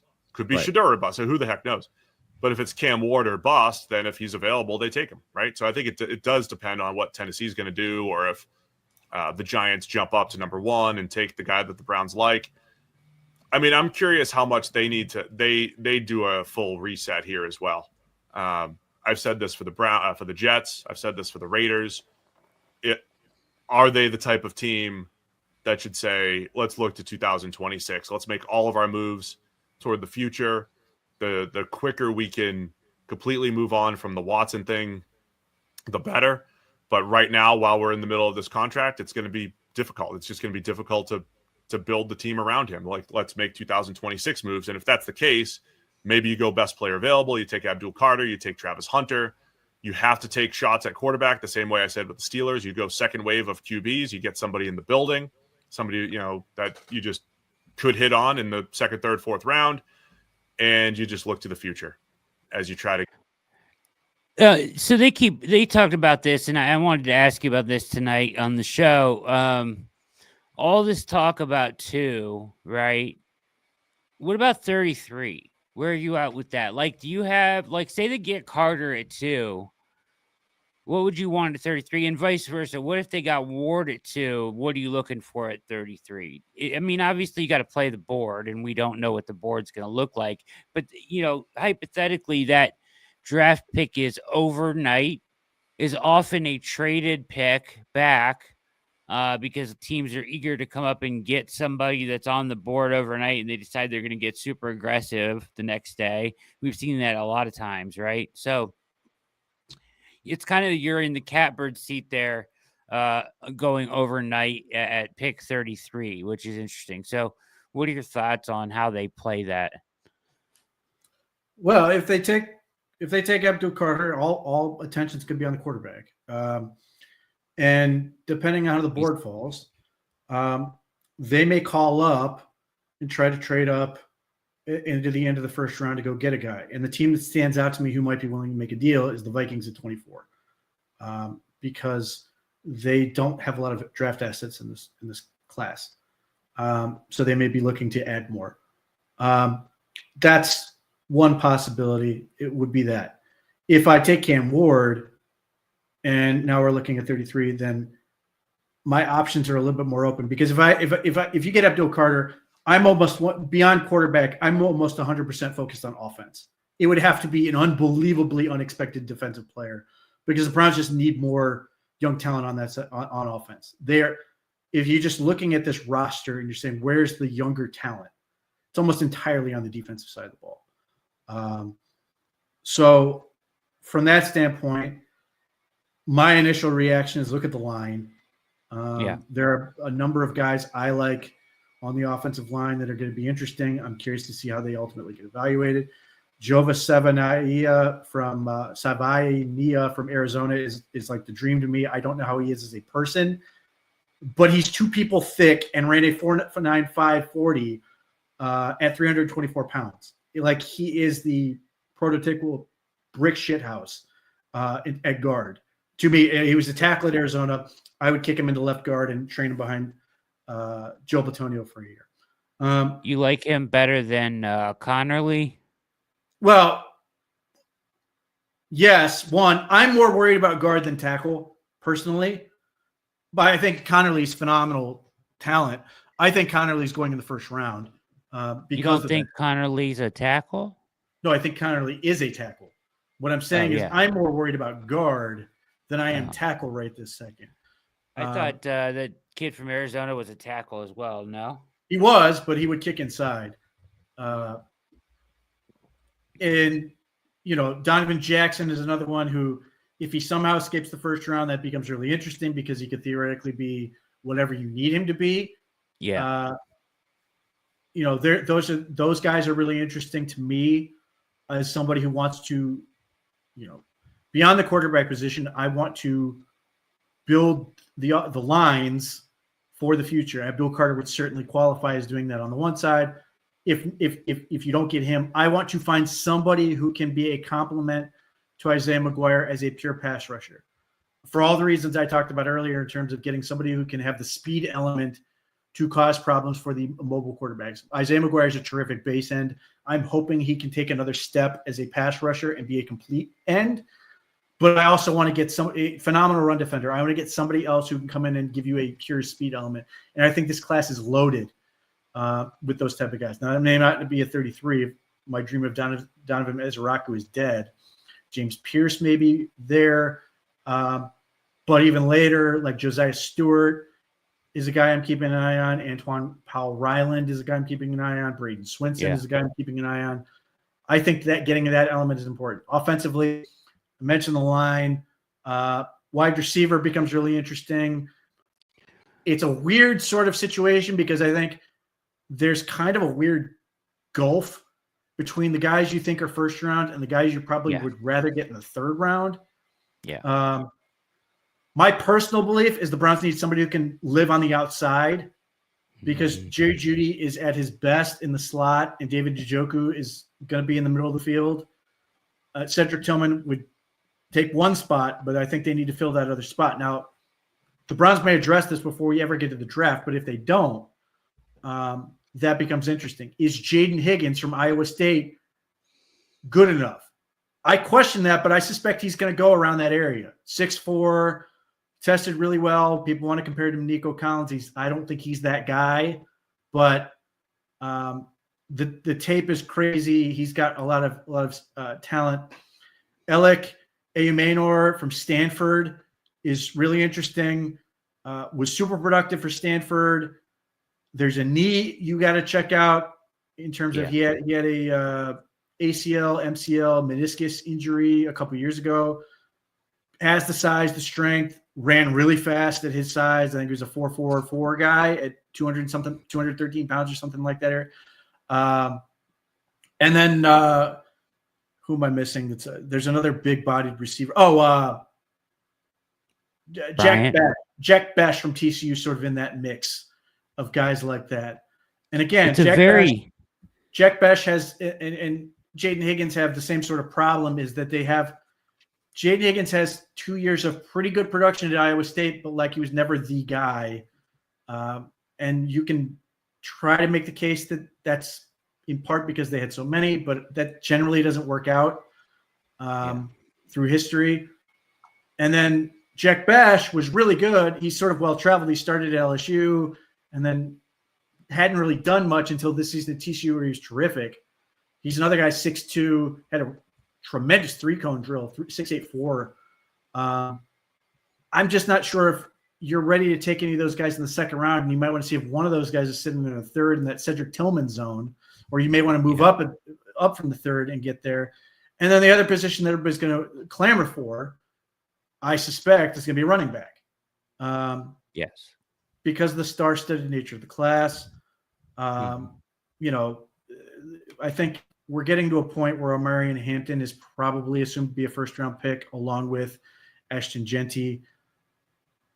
There are any number of people who are going to say they want Trevion Henderson and Quinshon Jenkins, and I get it. I'm not sold on either one as much as other people are. I don't want to pay the sticker price that I think you're going to have to pay for either of those guys. I like Caleb Johnson from Iowa, especially if the Browns are trying to go back to a zone scheme. He gets it. He understands how to do it. And then Devin Neal from Kansas is my guy. I absolutely adore him. And those are two guys where Caleb Johnson ran a 4.58. Devin Neal ran a 4.6. This is a position where people who fall in love with the athletic testing at a position where, because these guys have been playing the game for so long, you've either figured out how to be a running back by this point or you haven't. Got very few guys are picking it up and going, yeah, I can be a running back now. And 4.58 at 220 pounds is not slow. or 4'6" in the case of Devin, 4'5'8", 4'6", in the case of Devin Neal, who's almost 220 pounds. They just get it. And they are guys who I think are going to go a little bit later, maybe get to the round 3. Devin Neal, like if Devin Neal's there at 67, I would have absolutely no problem turning the card. I've been on this guy for 2 years. Terrific player at a school where nobody's good. And he's still a star. Like, again, and I've referenced this before. Go watch Colorado against Kansas. Travis Hunter is clearly a star in that game. The next best player in that game is Devin Neal, and he dominates that game. And then there's another guy who plays quarterback for Colorado in that game, who's just sort of there. Devin Neal was outstanding, and you're not sitting there going, Devin Neal was spoiled with great blocking and all these other things. He's just really, really good. Can catch the ball. If you watch the combine drills, you can see his hip flexibility in terms of being able to adjust on the football, those type of things. Caleb Johnson, I think Caleb Johnson's going to be labeled as a guy who can't catch, and maybe that's true. I would put a lot of that on Iowa. Iowa sucked at anything involving the ball moving in the air. So you have to price that in a little bit. But even if you're not, like from a metric standpoint, using James Coburn's like data on that, just from a production standpoint, his comparison with Ezekiel Elliott, pretty good. So those are the guys I think are good, and that's why I sort of want to defer. Now, the Browns may love a guy so much that they see the next Nick Chubb. I get it. I'm inclined to think they won't. Just how they are. And that's why, I want to go back to the lines, or if there's a wide receiver or somebody unexpectedly falls, those are all really good setups. If whether it's the kid from Texas, who some people are trying to make wide receiver 1 now, or Golden. Matt Golden. Some people are trying to make wide receiver run, despite the fact I don't think anyone's convinced he's ever played as fast as he ran on that track. Still very talented. I don't think the proof is there with him, but nevertheless, very talented. Here's the thing about this. So here's my concern about wide receiver. And this is just a general concern about the Browns' position at wide receiver. I talked about this a little bit last week, but we like said Tillman and what he showed us, but you can't count on him because we don't know. He didn't give us a big enough sample size in his concussion. So you can't count on him. And then you have this incredibly unsexy wide receiver class. It's been guys on top of guys for years. The wide receiver class has been better year after year. In this year, of course, there's just not great. The depth isn't great, and the options aren't there like you had in years before, when you really have a chance to plug some holes with an elite player. So, do you look to free agency? Do you look to trade still? Are you still thinking trade at wide receiver again? I think you need to fill a spot.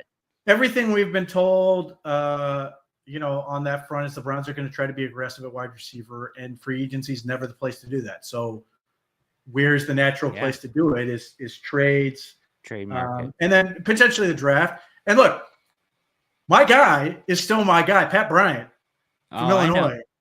He ran at 4.6, which is fine. I think he plays faster than that, but I don't care. I will take, if you want to price him down and I can get him later, that's fine. I will take Pat Bryant. I think he's going to be phenomenal. But to your point, I think they're going to be interested in trades, and I think they're going to be looking at knocking on doors in that and seeing what's out there. But if they can't get that done, the draft, it's not to say the draft isn't talented. It's not what it has been in terms of wide receiver. And of course, it's just not as sexy as it has 2026 and 2027 both look incredible at that position. Some of it just comes down to the fact that the Browns really need somebody who can do a particular thing. Yeah, it's not to say they can't take a slot guy. Like, there are a lot of people talking up Jalen Noel from Iowa State, who's very talented. And the Browns could theoretically take a guy like that and just run a whole lot of condensed stuff, which Kevin Stefanski likes to do anyway. They do anyways, yeah. But, you'd like to get guys who can function well in all of the spots. And that's sort of where you sort of get your, and maybe the Browns aren't thinking like I am, and they're thinking more open-minded. I mean, who knows? They may love Savion Williams, who I think is terrifying for all of the reasons that he could be phenomenal. He could be absolute garbage. Yeah. But somebody's got to fall in love with him because he's 220 something pounds and is enormous for a wide receiver. It comes down to finding the right fit and continuing to take swings. And that's why, even if they find somebody in a trade, I'm hoping they go get a guy like a Pat Bryant or something like that to continue to take swings, because that is a position where you just have to, because the fail rate is so high. There's a question in the chat. Do you think they're out on Thrash already? I don't think they're out on him at all.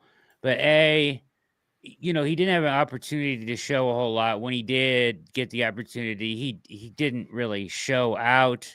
And B, it's a little repetitive because once again, he's a slot guy, and your best receiver often is 2/3 of the time is going to be lined up in the slot. So I don't think you can put Thrash as a true X, right? I think the Browns selected him with the intent that they can put him anywhere on the field. Now, right now, based on what he showed as a rookie, can't put him anywhere on the field. Could goddamn line up on the line of scrimmage. I mean, he's got to have a better year. And no, by no means do I think they're giving up on him.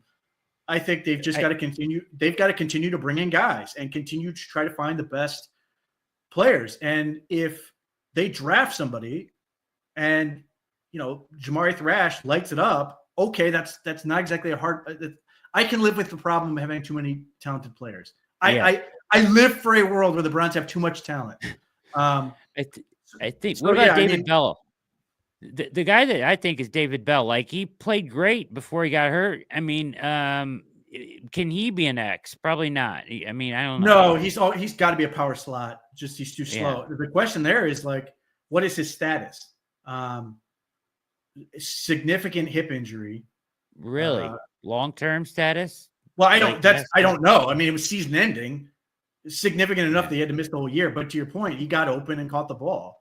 But he's more of a power slot guy as opposed to somebody who can reliably play on the outside, because he's just not fast. Like, I like the player. I didn't love the pick because you basically took bigger Jarvis Landry to me. And that sort of limited what he could do. But before he got hurt, got open, caught the ball, moved the chains. Like that was literally what he did. But the Browns have all of these guys that are potentially competing for a spot. Great. Hopefully one of them or two of them can figure it out. Yeah. I mean, ultimately, it just feels like kind of a lot of you're running into a lot of repetitive, with the Y in the slot and and your best player playing 2/3 out of there, of the snaps out of there. And like you mentioned, the condensed stuff, but they got to go get somebody that can win against press man and, win off the line of scrimmage. And they don't really have anybody that can do that right now. Cedric Tillman is that guy right now who can legit has answers to deal with press, has enough speed to threaten down the field and create separation, even if it's a limited route tree. And obviously the Browns have to be hopeful that he's going to come in and pick up where he left off, which would be great. But at the same time, they should not stop looking.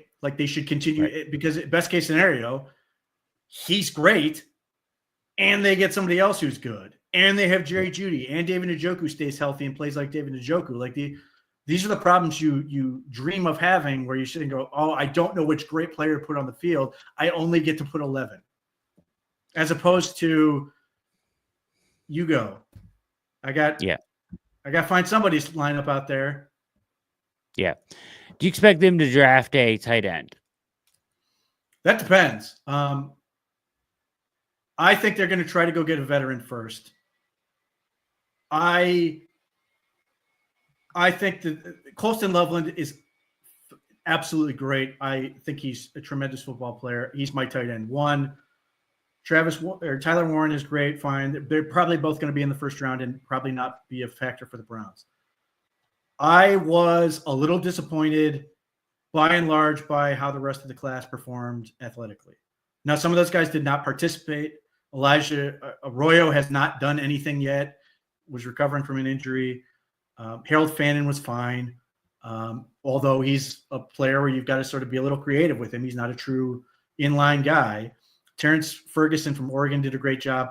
But I think by and large, whereas the running back class sort of like exceeded or met expectations, I think the tight end class was a little disappointing. And tight end in general takes a minute to figure itself out. So Sure. if there's a player out there that another team has potentially given up on, I'm looking at you, Las Vegas, and you can bring in a Michael Mayer, who former second-round pick, is going to be entering his third year. He's on his third different coaching staff. They had the jackpot with Brock Bowers last year, and they've still got former Harrison Bryant on there. If Chip Kelly's sitting there going, I don't need this many tight ends, it's a GM that didn't pick Mayer. They may be willing to sort of move off of him. He's still only 24 years old, but he fits exactly what the Browns would want. 6'4", 265. I think he's pretty commensurate with the talent of the tight end class that's going to be coming out, but he's going to be in his third year. And with 2 years left on his deal, it'll be the exact same timing as when the Browns got Elijah Moore in terms of when he's on the contract. So 2 years left. Has not played well to start out the year, but, you know, depending on the price, you may be able to sit there and go, he's the type of guy, at least we know he can step in and be tight end too, and be able to offer some of these things. And just that the Browns sort of value the position more than some of these other teams and might feel better about it. And they continue to hire guys who coach quarterbacks to coach tight ends. Maybe something will click and you'll get, you know, this becomes an opportunity where, and if he's Elijah Moore, like whatever people want to say, Elijah Moore was a successful trade. Obviously they trade down. The Packers took the tight end they took after that pick went to the Jets. The Jets, I should say, the Jets traded that pick in the Aaron Rodgers deal. They took a tight end, Luke Musgrave, who I don't think has really done much. Browns trade down. They get Cedric Tillman and Elijah Moore. Even if Elijah Moore leaves in free agency, they got 2 years and like 1,100 total yards out of him. If whatever the tight end equivalent that between blocking and catching passes, you get that out of Michael Mayer, I think you're thrilled. And again, it sort of fits the mold of where I think the Browns want to go, which is, you know, not Jerry Jeudy's a good example of this, where you're getting a younger player and sort of trying to figure it out. And we've seen this type of move from other teams in the past where teams want to take other people's tight ends because they've already sort of gotten adjusted to the league and they're sort of seeing if they're going to take an extra step. Now that getting like a huge success out of that, not great. I think TJ Hawkinson's the one where you sit there and go, yeah, that was a great move from Minnesota. But it doesn't need to be a home run. Michael Mayer doesn't need to become a franchise tight end to be valuable for what the Browns could do. But I think that type of move is more appealing. But if that doesn't happen, and it could happen like right before the draft or something, then yeah, I think they should go get another tight end. It's just a question of what type, because I would love to get Fannin if they're willing to make him an Isaiah Likely player, but they may want more of a true Y to sort of give Njoku some more flexibility in the way they can use him. Yeah, that makes sense. Jeff mentioning Diami Brown. Jeff, I already fought Pete on Diami Brown the other day. He's not a fan. So I am not. And I love Diami Brown coming out of North Carolina. He was a guy I thought would be a good pick for the Browns. In 4 seasons plus playoffs, he has 1,000 yards receiving. But if you snapshot just those playoffs game, he was unstoppable. He had 229 yards, I believe, in the playoffs. I question how much of that is Diami Brown versus how much of that is Jaden Daniels. But it's certainly an interesting data point. My question, and the one Brad couldn't really answer, so I'll ask him now, what do you pay for that? See, I thought before that, I'll be honest, last week on All Eyes on Cleveland, we were talking about Brown on here because I think Jeffrey brought it up and we were looking at the free agent class. And I thought that he would be a popular name because of what he did in the playoffs and would go for like anywhere between 5 and 10 million a year. But that seems crazy now that you give me his stats over 4 years. So I'm guessing it probably more about like between like 3 and 5 a year. But the problem is he will probably get more because we saw this happen with Gabe Davis, who absolutely blew up in the playoffs for the Buffalo Bills the one year. He was the guy who destroyed the Kansas City Chiefs in that game, in the game that went to the overtime, the game where the Chiefs won in 13 seconds. 4 touchdowns. Gabe Davis had like 200 something yards in that game. He ultimately gets a huge payday from Jacksonville because, of course, it's Jacksonville, and has been a complete and utter disaster for them. So that is sort of the cautionary tale. Yeah, that's the cautionary tale of where that can go wrong. So did De'Ami Brown just have his sort of eureka moment and just figure it out in the postseason, which is a great time to do it? Or is this going to be you're paying him for, again, I think he had 229 yards between 3 playoff games. He had 300 the regular season on 30 catches. I know. But, so I guess it was more the way he won because, like, and I know Jaden Daniels was throwing amazing footballs to him, but like it was more the way he won because he was getting like I think that who did they lose to? They lose to the Eagles. Yes. Yeah. Even in the Eagles game, I think he had a big game and he was beating dudes down the field in man-to-man. He was carving them up. I mean, and he looked like a legitimate wide receiver 1 or a really good 2 in those playoff games. So you wonder if he could just build on that because it was the way he was winning against like really good defenses like Philadelphia that made me so high on him. So the best case scenario, the reason you sit there and go, man, De'Ami Brown looks great is 1, he's an outside receiver, which is what the Browns want. He's a guy who can stretch the field. He has that speed. So you sit there and you go, man, with what the Browns have, like he could fit. Again, for me, it just comes down to what do you pay for that? And I suspect, you know, if we fast forward to when his contract's revealed, you'd be like, I don't want to pay that. Like if he's getting like 3 years, $30 million from somebody, you'd probably be like, I don't want to do that. Yeah, you can't do and that. that's the problem, and that's why free agency is so tough with this type of thing. So, and then you like contrast what has De'Ami Brown done compared to what Elijah Moore has done, and I'm not saying you're like this because I know we both sort of like Elijah Moore. Yeah, Elijah Moore has been literally twice as productive as Brown has, and like people sort of look at him and go, eh. So, and Moore's a little different. Obviously, he's more inclined to be a slot guy as opposed to being an outside receiver, which is a little tricky given what the Browns have. But he's just been better, and I think people poo-poo on the idea of just re-signing Moore, even though I would be happy to keep him. For a one-year deal for like $4 million or whatever, and just get another year out of him. But that may not be realistic, and Elijah Moore may get more than we think he will on the outside on the free market as well. So here's the question, though, about Washington, just real quick, because they got Deebo Samuel in trade. So now that you have Samuel and you have McLaurin, and then you have this group of guys that were kind of productive in waves throughout the year, including Zacchaeus, who was actually very good at times. I love Zacchaeus. And they have Noah Brown, who has flashed at times with the Cowboys and with them. And you have De'Ami Brown, and Jamison Crowder. If you want to throw him in the mix, I wouldn't. But all these guys are free agents. If they were to keep one guy and bring him back, who do you think it is? Zacchaeus? If Washington was to keep a guy, it would probably be Brown because he plays an outside receiver role, whereas Deebo Samuel could sort of be an all-around weapon.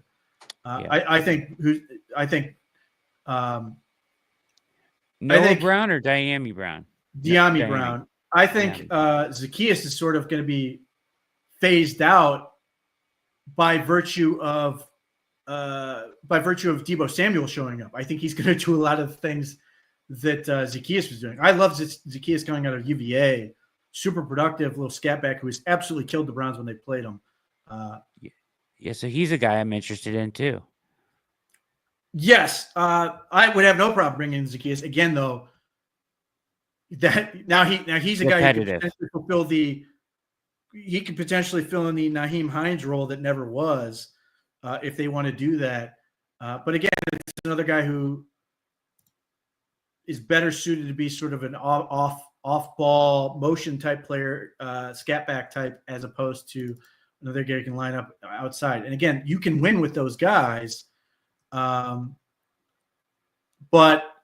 you to a point, and that's sort of where I see a problem. The Browns may not. Is he that small? Zacchaeus is like 5'8". No, really? Oh, he's tiny. I thought he was bigger than that. Olamide Zacchaeus he's only 27. That was another reason I liked him. Yeah, he's listed 5'8". He was super young coming out of college. 5'8", 193. So he's a tank. Yeah, I always thought he played bigger than that. Man, that's interesting. I didn't know he was that short. Don't bet against the Nigerians. I try to warn people. Yeah, he's tough, man. He was really good for them this year. And he was good for the Falcons. He killed the Browns. He was very good. Falcons. He's just the guy who will continue to get work, continue to overachieve relative to what he's paid. Like he's the type of guy you just want in your football team. Again, I don't know if the Browns are going to go that route, but I would be thrilled to get him. It's just such a weird. With at wide receiver, it's a weird draft class with a weird free agency class, and you don't really want to go into free agency. Jeffrey asking, what about Josh Palmer? I mean, these guys are going to get overpaid. Like that's the problem, and that's the nature of the beast. Is that's why the Browns have generally avoided free agency on this, because it's just these contracts all are too much. Like, I'll give an example. I thought Chris Samuel signing with Buffalo was a great deal for the Bills, and he sucked. Yeah. Like, he has not done anything. But I love the deal. And just all the rest of these guys are just terrible after getting these big contracts. And the Browns don't have that kind of money to just throw around to do that. I think they're going to be far more selective and focus on positions that they can acquire in free agency at a reasonable rate. Quarterback is going to be the bigger expense potentially. But, if Josh Palmer is that good, shouldn't the Chargers be trying to keep him? They have nothing other than Ladd McConkey. He's 24 years old. I mean, I want to stay the hell out of free agency other than those tier 3 type free agents. Like Zacchaeus is only interesting to me if you can get him at a great rate, and he's probably not looking to go to Cleveland when he can sign on one of these other teams and do what he does. Here's a question, a guy that I think, and I'll have an article out tomorrow on potential trade guys. It's not great either, but what do you think of Christian Kirk?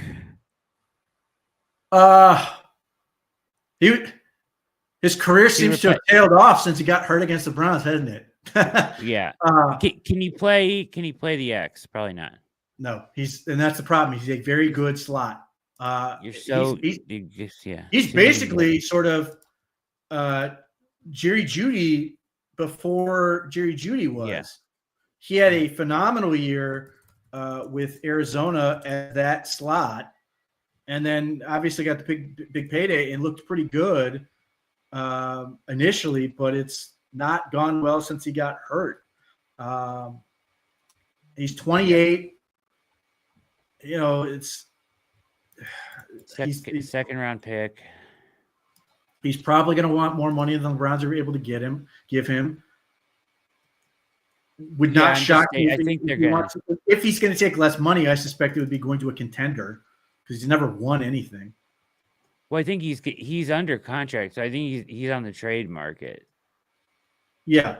Okay. Well, then even less reason. Now they may ultimately release him. Yeah. He got hurt last year. Yep. in the Browns game, right? Is that what you said? No, he got hurt in 2023. He got hurt against the Browns, and then last year he got hurt against somebody else. Yeah, it's rough. And then, I mean, as far as like trade before the Browns, he got hurt for the week before the Browns. Dream scenario: Browns trade for DK Metcalf. They don't have enough.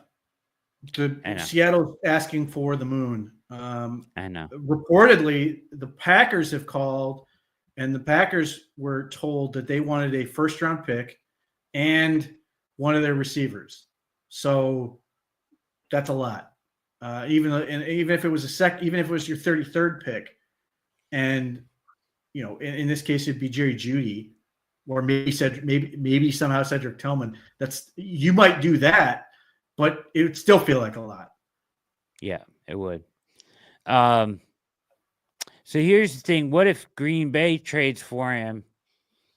Maybe maybe then you can get Green Bay to give up one of their young receivers. I take any of those guys. Yeah, but I mean they're literally sending one to get Metcalf. It sort of sorts itself out. Probably. I mean, Seattle has good wide receivers, I guess. Maybe not after. Not anymore. It's going to be if they move on from Metcalf, and I don't know if that's actually going to happen. JSN is great. JSN is very talented, but they're probably getting ready to release Tyler Lockett. Yeah. And then if they trade Metcalf, then they're sort of trying to figure out that thing, which is part of the reason they want a young receiver back from the Packers, and then they might be going to get another one in the draft or something. Wide receiver's tough, man, this year. It's tough. It'll be would you take a run at Cooper Kupp? I'd consider it, but again, you run into the same problem. It's another guy who sells in sort of the slot in the middle of the field, and they've got a lot of those guys. And crazy, man. Maybe Jerry Jeudy can get better being an outside receiver, but I don't think you want to mess with what he did well last year. You got a 1,200-yard year out of him.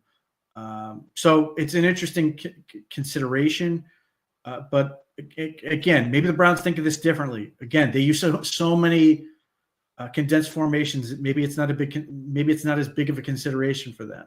I'm just sort of looking at this as they've got one real X type receiver, and that's Tillman.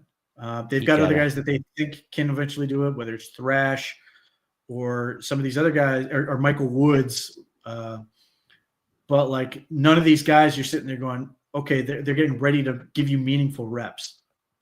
Yeah, you got to have somebody else that can do it just in case.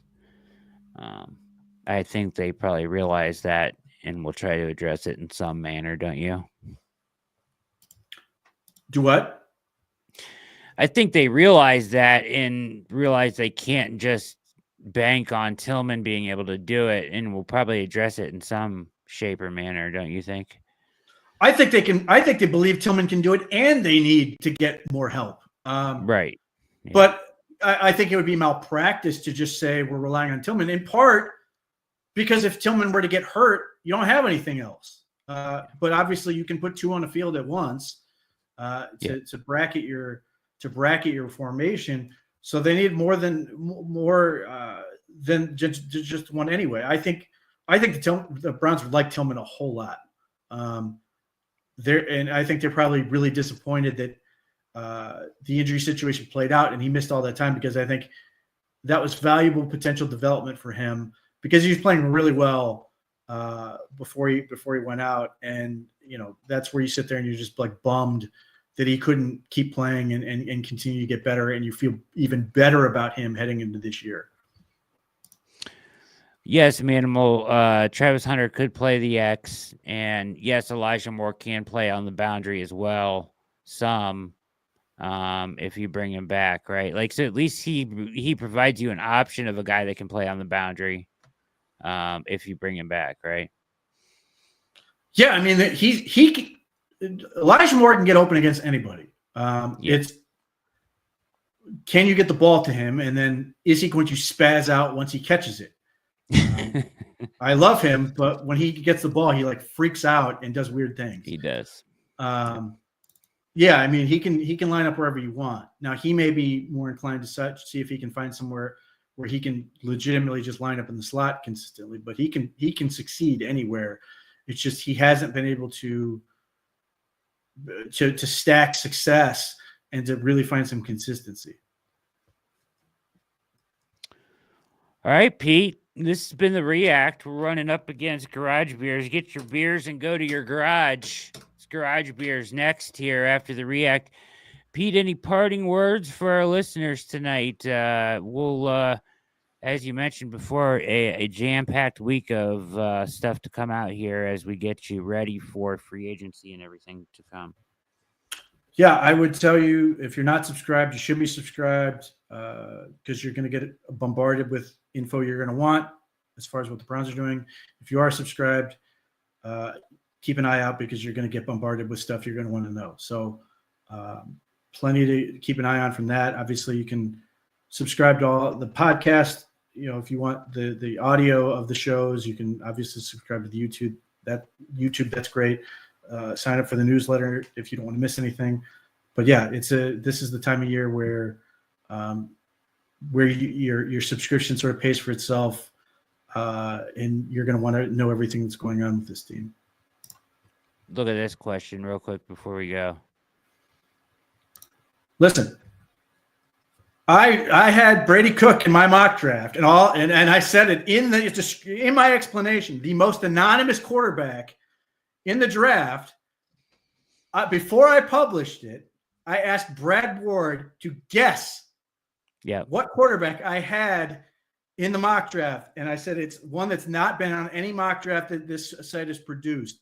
He named about 50 quarterbacks, including the other guy, Drew Pine, the other guy on Missouri. Yep. I am a Brady Cook believer. I don't know if he's going to be a franchise quarterback, but in terms of a flyer, I love him. And no, I would not make him a wide receiver, even though he tested more athletically than my wide receiver did. I think that's why it's just one more thing he does well. I'm a fan of Brady Cook. Protects the football at a really high level. He had like 2 interceptions this past year. I think he had like not even a handful of turnover-worthy plays. Took Georgia to the wire in 2 different games. Beat Ohio State in the Cotton Bowl when nobody even remembers that game happened. Beat them with game-winning touchdown. Can win with his legs. Does a lot of the things that the NFL is going into. Led Missouri to back-to-back 10-win teams. He looked good throwing at the combine.